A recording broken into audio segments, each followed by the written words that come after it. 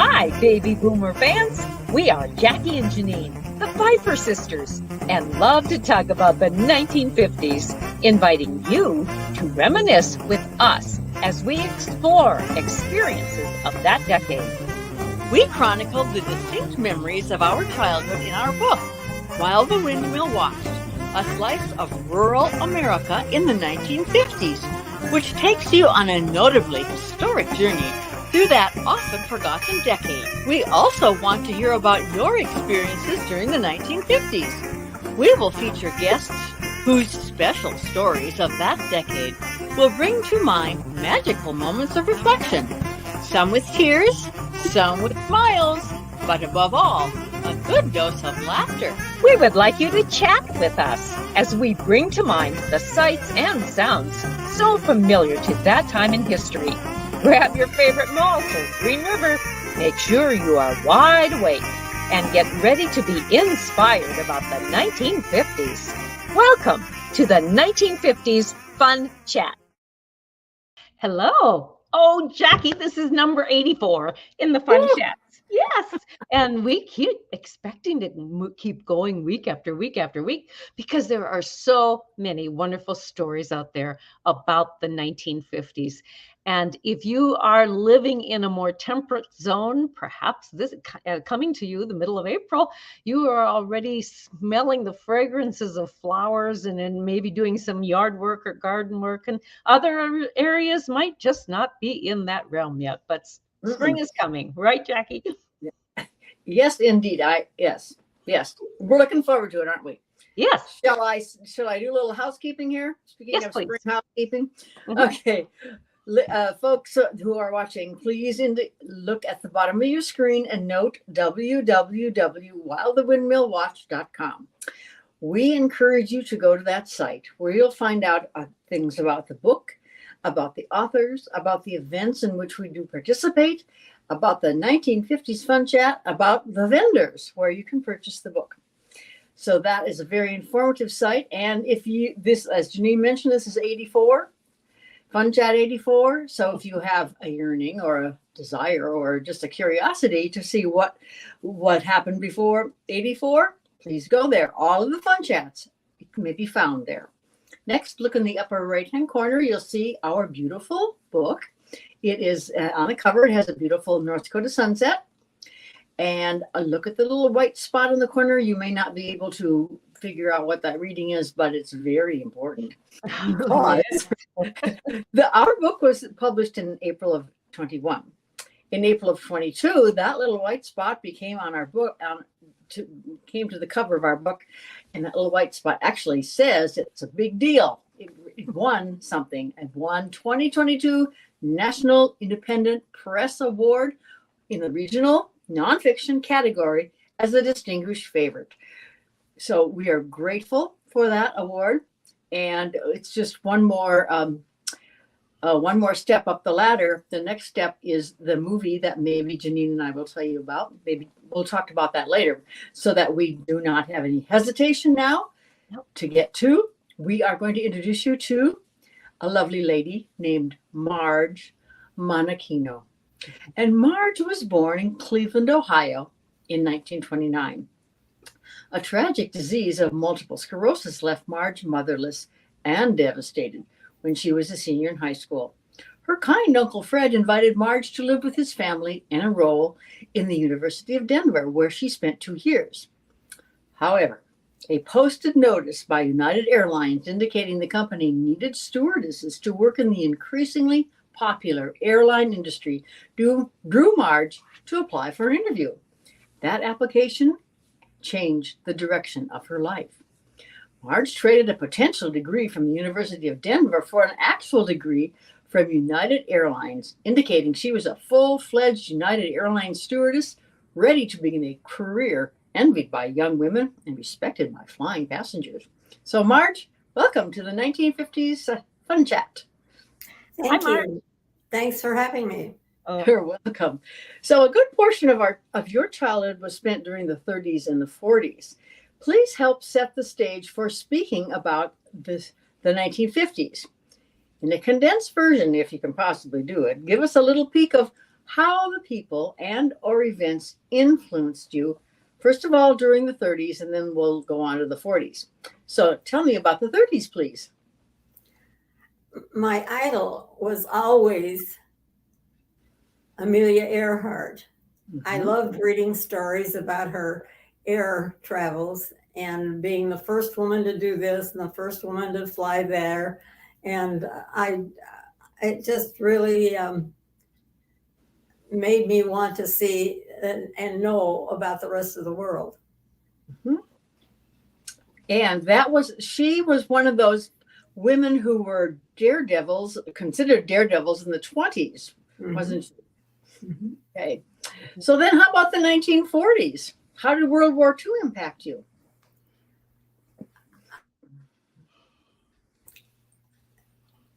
We were teenagers then, and we knew the war was going on, but it didn't seem that close to us or make such a difference in our personal lives. So we knew people were making quite a bit of sacrifices, and we had our food stamps and our gas rationing. When you saw ladies who were in the waves, or those who were in the WACS, I think the WACS was another ladies organization. Well, we found out when we moved to Des Moines that the old Fort Des Moines was a major WAC base for the ladies that were serving in World War II. So that was interesting to me. And so women were little by little had a desire to be flying. And what other than Amelia Earhart and her influence in your life, how did you get into flying? Well, once I was accepted by United Airlines, that was a major career for me until I got married. In those days, you got married, your wings got clipped.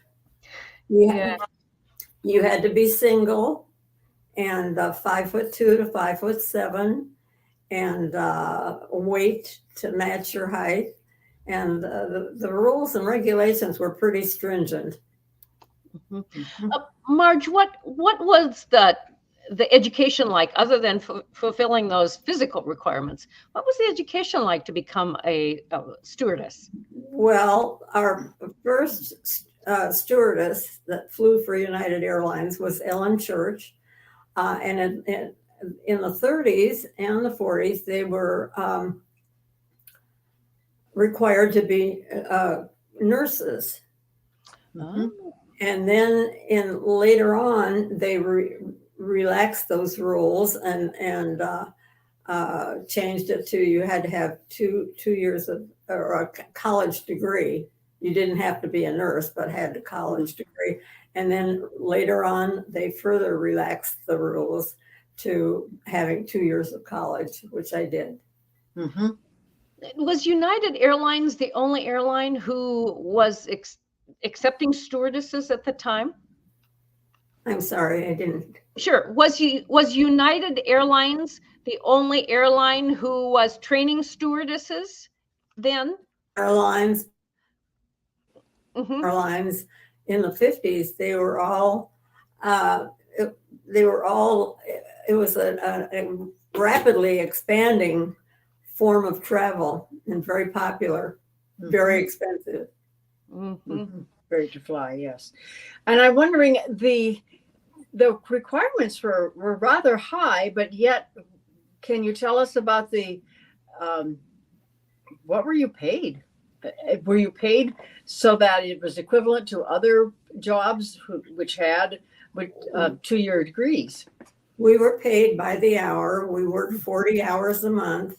Okay. And it all depended on how much time. For every hour in the air, you had to have 2 hours on the ground.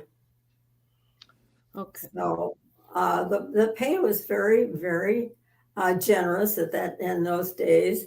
I was making over $400 a month, which I thought was pretty darn good. did you become familiar enough then with the other stewardesses who worked with you that you pretty much had those same flights together all the time? No, you bid on your flights. They had a monthly schedule that they would put out. And then based on seniority, you would bid for the trips that you would like to take. So, of course, the lower the seniority, you got the little puddle jumper trips. So, Yeah. the more senior flight attendants or stewardesses had their choice of more exotic destinations. Can So you when tell you us? first go ahead. Go ahead. I was going to say when you first started, when you first started, what were some of your routes that you went from where to where and where to where, and then how did that expand to more exotic places? Well, my initiation into flying was pretty traumatic. United was on strike for the very first time in their history, and so when we graduated from stewardess school, we were sent based on seniority. We were sent to domiciles that United had.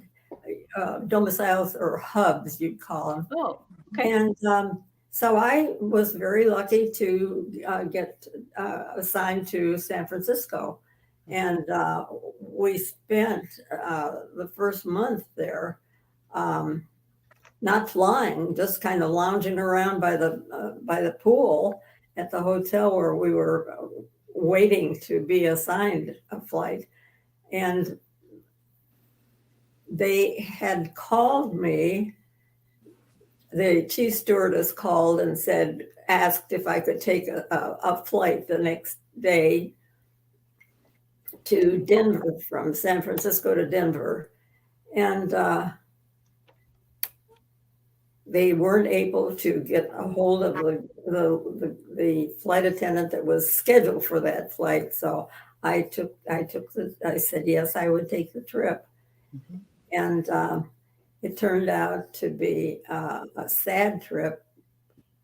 We were taking families of people who had been on a plane that had crashed on landing in the mountains in Denver. So it was kind of difficult to be peppy and happy and what can we do to serve you? We just tried to make them as comfortable as possible.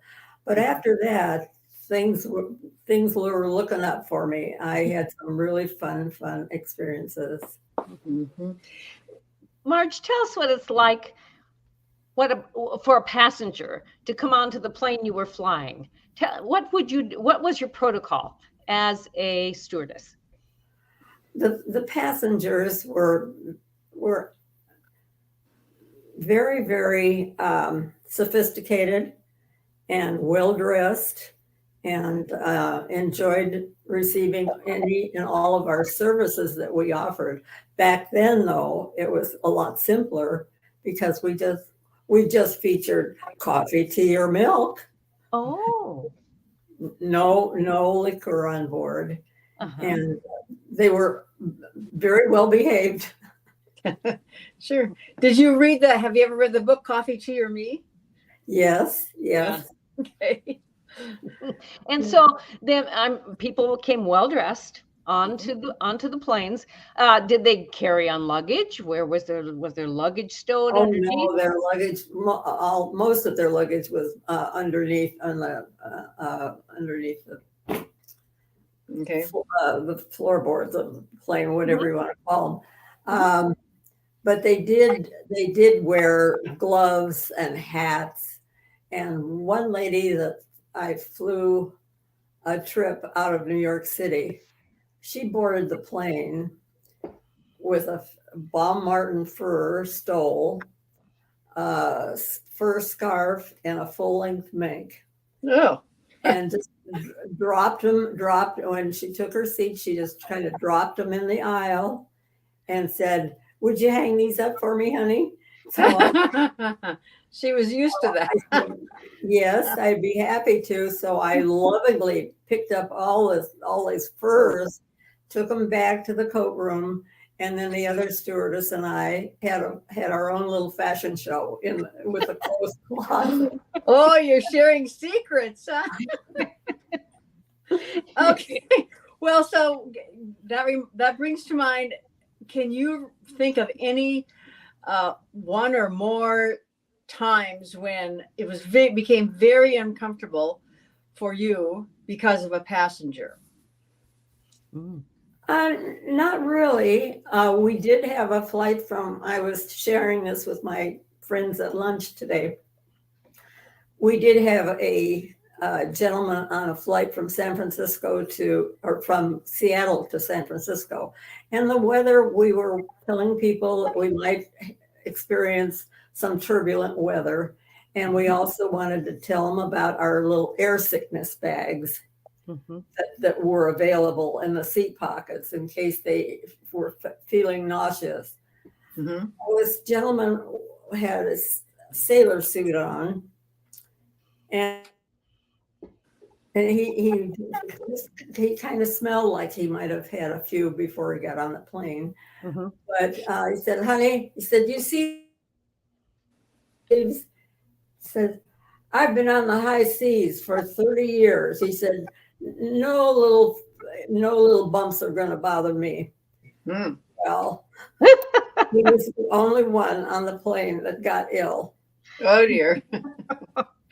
Did he use the bag or did he? Oh, yes, he did. Yes, and the lavatory. Yes. Mercy. Well. And you were on flights where food was served? Is it? Oh, yes, and everything was on. We had little linen tablecloths. We had silverware, real silverware, and little individual salt and pepper shakers. Oh, yes. Yeah. It was. Were you required to count the silver before everyone deplaned? No. Back in those days, they were just delighted to be served a nice meal. And United had their own kitchens also, so they didn't have suppliers. They had trained chefs prepare meals that would hold up in the air. So no matter the class, everyone was served the same, or was there something special for first class? They usually had a little something special for first class, but there wasn't a problem serving it to the rest. Everyone got a really nice meal. Yeah. On longer flights, of course. On shorter flights, they were just snacks. But yes. So when did the movies come onto your flight? Were you flying at that time where you could look at movies? Yeah. I started flying on DC-3s, which was a little plane where you walked up the aisle, and 21 passengers and me. And we all the junior stewardesses usually flew on those little planes first, and then graduated to DC-4s, DC-6, DC-6Bs, and they did have some Corvairs also, turboprops. So, and during the time that I was flying, but the DC-3s were very, very reliable. But they would put all of the new co-pilots on those flights to practice takeoffs and landings. We had one flight that went from San Francisco to Los Angeles, and it was a turnaround flight. And you hit Oakland, Merced, Visalia, Bakersfield, Los Angeles. There were about 8 stops going through the San Joaquin Valley. So there was plenty of training time for these new co-pilots. They were up and down like grasshoppers. And this one particular young co-pilot was especially bad. And I hated to say anything to him, but finally, when we got to Los Angeles, before turning around to go back to San Francisco, I just went up in the cockpit and I smiled at him nicely and I said, "Well, happy landings," and left him alone. Yeah. And say that again, Marj. What was your last sentence? What did I do? What was your last sentence that you said? You went to the I cockpit? said, "Well, happy landings." Okay. Yes. Yeah. He got and did he deliver? Or do you remember? Oh yeah, we bounced up and down all the way back to San Francisco. Oh, mercy. Mercy. Well, Going back to the food that was served, can you recall a meal? Oh, meat and potatoes. Oh, what is it? Chicken or beef? yeah. Those were the mainstays. Okay. No lobster? Oh Crab? no. Oh, Maybe in first class, but Maybe. But often people might have been allergic to seafood, oh, that's true. like lobster, so that's why. Mm-hmm. Yes. And on any of these flights, did you meet any celebrities? And if so, tell us about them. Yes, I was fortunate enough to have a Richard Nixon on his campaign charter flight when he was running for vice president with Dwight Eisenhower, Mm-hmm. and we flew through the valley from LA to San Francisco for a big rally at the Cow Palace. Mm-hmm. And we had a plane load of Nixon's party people and press people. Oh. And Nixon, and the funny part of it is that they supplied us with a good supply of liquor Oh. and mixes for our trip, since it was a charter flight. Okay. And I asked the other stewardess, I said, "Do you know how to mix drinks? Have you had any bartending experience?" And she said, "No." And I said, "Well," I said, "let's do it this way." I said, "If they want bourbon, we'll give them half a glass of bourbon and half a glass of soda, or half a glass of gin, half a glass of tonic." And so Nixon and his party were Quakers, and they didn't drink at all. But the press more than made up for their share of drinking, to the point where the New York Times correspondent did not make it to the rally. Oh, dear. Left him sleep on the plane. Yeah. Tell us about Pat Nixon. Yes. Please. I was so impressed with Pat Nixon. She played her role well. She was just a perfect person to compliment Dick Nixon. I was not a fan of his then, and I've never been a fan of his, but he was really so exhausted from all the campaigning that he would kind of, at every stop through the valley, he'd give a little speech, and he'd drive down the aisle of the plane. But boy, when he got to that door, V for victory. V for victory sign. And Pat would stand there and accept jars of honey and bouquets of gladiolas. And she was just a lovely, lovely person. Hmm. Was there Secret Service protection back then for the candidates? Yeah. Oh, yeah. And everybody could tell who they were because they all had raincoats and sunglasses. Uh-huh. Did they give you any specific protocol or specific requirements as in regard to protecting the president, the presidential candidate, or the vice presidential candidate in this case? No, not that I can remember. Okay. They just said, keep them happy. Do you suppose that all the people on the plane, the flight attendants, the pilots, needed to go through a stringent FBI search first before they allowed you to be serving? No.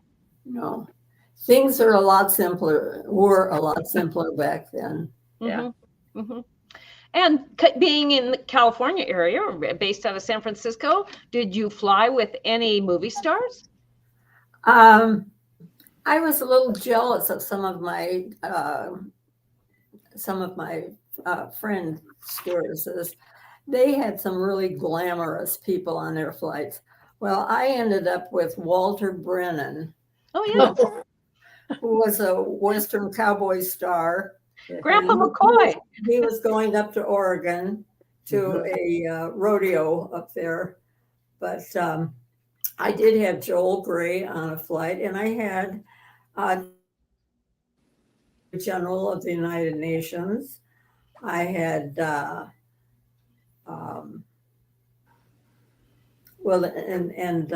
had the whole San Francisco 49er team. Oh, yeah. To myself. All to yourself. And how did you treat them? Any different than what you would any other passengers? Well, being a charter flight, it was a little more relaxed, should I say. They were able to roam the aisles at will, and that's how I met my husband. Oh, was he a 49er? Yes, he was. Oh. He went to the University of California and played in 3 Rose Bowls under Pappy Waldorf, and then was drafted by the 49ers. So I promised him a home-cooked meal when they returned from their road trip, which he never got until we got married. And so, but I understand you had a whirlwind romance. What did that all entail? That was, well, I was flying, and we just had to connect when I was in town. And when he was in town, because their road trips back then would be gone for maybe 2 or 3 weeks, because they would go from San Francisco to Chicago and Minnesota and Wisconsin, and make a swing, be gone on the road for quite a while. Whereas today they just fly in and fly out. When you met him and your relationship started to get a little more involved, how did you handle the weighing of, do I get married and not have a job, or do I stay as a stewardess and have a job? I made a list of what I liked about him and what I didn't like about him. And the list was higher on what I liked than what I didn't like. And back then, if you were in your 20s, like 25, 26, you were close to being an old maid. So I was married at 23. And and then you needed to quit your job? Yes. Now some of the girls kept their marriages secret, but I really loved my husband very much. Yes. So you were able to do that. And Marj, I understand too then that you eventually moved to Des Moines, Iowa. And you have had another connection with Amelia Earhart. Can you tell us about that? Yes, we bought a 3-story older brick home on Waterbury Road, and I found out from one of the neighbors, who was more or less a Des Moines historian, that Amelia Earhart and her family lived in the house that we bought for 2 or 3 years. She went to the old North High, and her dad was a sales rep for an oil company before he was transferred to St. Louis. So I was just thrilled that I had a tie with Amelia Earhart. Yes. Right, right. How fun was that? And then the home, did you leave it as it was to feel more of a connection to Amelia, or did you end up remodeling it? Well, we had to remodel the kitchen, especially. All I wanted was a garbage disposal. Mm.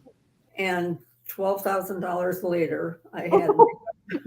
Well, that must be more involved with that story. Yeah, they had to redo the pipes. They, upgrade the pipes, the plumbing, everything. So they knocked out a wall in my kitchen, and it turned out beautifully. But like I say, all I was expecting was a nice garbage disposal. Yes. That's Yes. good. You got more than you thought.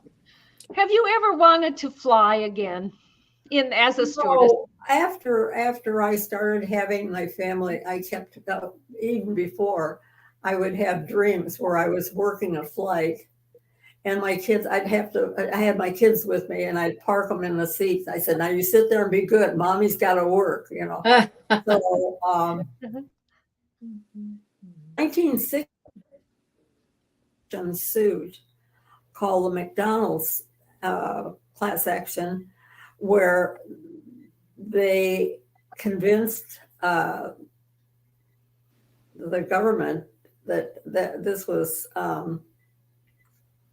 not allowable, not legal to make women quit just because they were going to be married. Mm-hmm. So I have a daughter now who's been flying for United for 30 years. She's married. She has 2 boys that she put through college. And she now just flies when she feels like it. She goes to Narita and to Paris and to, she has 30 years seniority. And I sometimes get a little upset that I didn't have that opportunity. And did the airlines drop the restriction, the weight and height restrictions, and the no glasses and all that? They've loosened them quite a bit. I've seen flight attendants today that I'm sure I could work circles around them. Yes. Yeah, I am. But not only that, they had their hair couldn't touch their shoulder. They had to have minimal makeup and minimal jewelry. They couldn't wear all these big dangly earrings or bracelets or whatever, or 5-carat fake diamonds.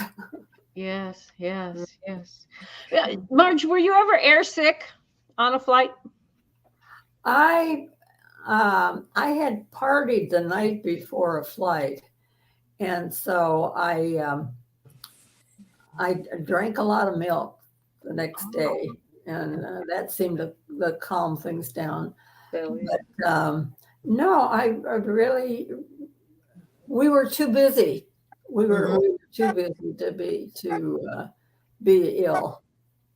So I have a question about, since your daughter is with the airlines yet, do you as her parent get to fly free plus taxes or something?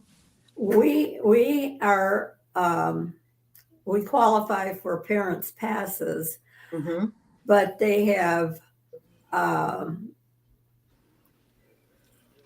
you have to be able to sit in the airport and just wait for some seats to open up.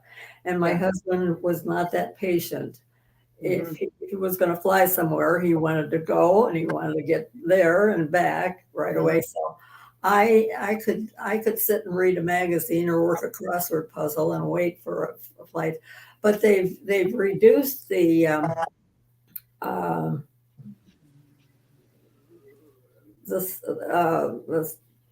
with what they allow, size of the well, you're lower down on the list, the standby list. Yeah, and employees get first cruise, and employees get first pick of any available seats.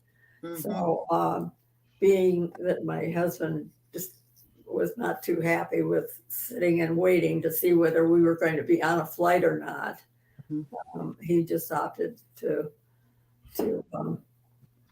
I've seen pilots, we have a full plane, but I've seen pilots be seated at a jump seat, and I suppose that's really necessary because if they're catching a flight to another city, they need to be on that flight. Right. A lot of crews will live in one city but fly out of another city, so they have to allow that extra time. Yeah. Yeah, that is. I know of several pilots who do that. They live here and they fly out of Seattle or they fly out of Tucson, something like that. Yeah. So I'm Marj, just. Can you think? I'm curious if you recall what might have been a most unusual request by a passenger.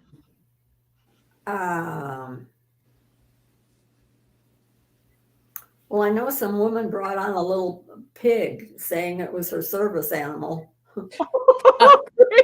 I'm surprised she got through the gate. Yeah. It was one of those little potbelly pigs. Yeah. She said it was her service animal. So they have clamped down on those service animals anymore. How was the potbelly pig seated in its own seat? Did it? Oh no, they had to sit on the floor. Yeah. Oh, in a cage, I hope. Pardon me? In a cage? Oh no cage. No. Really? Did he have a diaper? No, but he was very well behaved. Okay. Fortunately. Controlled the bladder there, huh? Interesting. Yeah. Marjorie, we're nearing the end of our fun chat, and viewers, we've had a delightful time learning about the airline industry and that of a stewardess in the 1950s. And Marj, tell us what a fun memory of the 1950s is for you. Oh, the war was over. The war was over, and people were doing well, and a lot of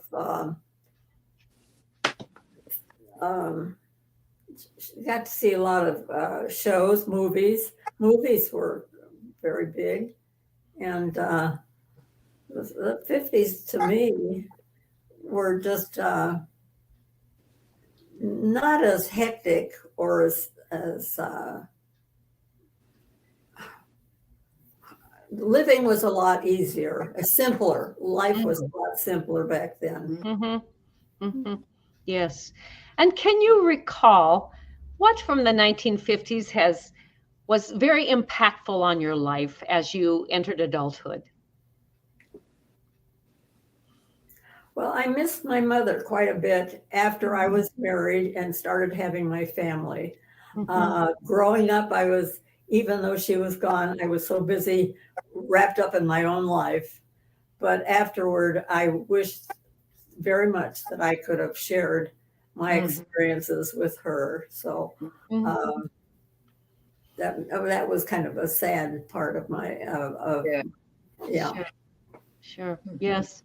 Viewers, we are grateful you joined us today for this 1950s fun chat. And Marj, thank you so much for being our guest today. It's been wonderful to have you on and to learn about your life in the 50s, especially in the airline industry. So Jackie, how can you close our program today? Or maybe you want to mention that movie too. Oh, well, I could do that. The book has been very fortunate to have been tapped by a North Dakota director producer who produces movies of facts, true stories that have taken place in North Dakota. And there are 3 or 4 or so that he's produced so far. This is not a documentary. This is a full-length movie. And it is happening. We have met several times with the man who's writing the script. And within a few weeks, we are told we're going to be able to see the script. The movie will be While the Windmill Watched, and it will be based on the book. However, not, of course, there'll be some artistic license taken because We tell about our story. Our story is in rural life in the 1950s. Other things were happening at that time. And so I believe that the writer is going to include some of those things. And I can't say what for sure. But anyway, it'll be hopefully a warm book / movie for and be entertaining for everyone. Now, if you want to get a little heads up on that, just order the book, read the book, and you'll be able to get a little bit ahead of the movie. You'll have a better idea of what it might entail. Next, those of you who are viewing, you'll see the the red subscribe button. So please push that. And then also the blue thumbs up button. We would appreciate that. So until next time, tell your friends and even your relatives about the 1950s fun chat. Toodaloo. Bye-bye. Bye-bye. Thank you. You're welcome.